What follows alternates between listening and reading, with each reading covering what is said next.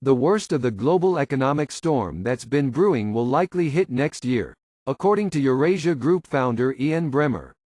Years of economic disruption caused by the COVID-19 pandemic, the continuation of the Russia-Ukraine war, and an energy supply crisis in Europe have caused inflation rates to skyrocket around the world.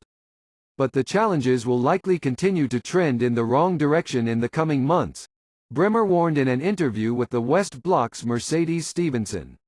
I think that 2023 is probably going to be the worst of it, he said, adding that it will be, very easily more challenging than what we've seen over the past months. Bremmer's comment comes just 2 weeks after the International Monetary Fund cut its global growth forecast for 2023, cautioning that the three largest economies, the United States, China, and Europe, will continue to stall and cause 2023 to feel like a recession. In Canada, inflation cooled slightly in September but still sits at 6.9%, and food prices soared to a 41-year high with an 11.4% increase, according to Statistics Canada.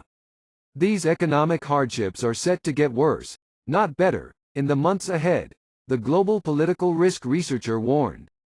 For example, the energy crisis in Europe, the result of Russia cutting off its gas pipelines to the region amid its conflict with Ukraine, is causing very expensive prices, but the pain has been mitigated by the region's gas storage. The governments can make people whole. They can provide subsidies for people that don't have the means, Bremmer said. But they're not going to run out of energy this year. However, come 2023, that won't be the case, Bremmer warned. Next winter is going to be harder, he said.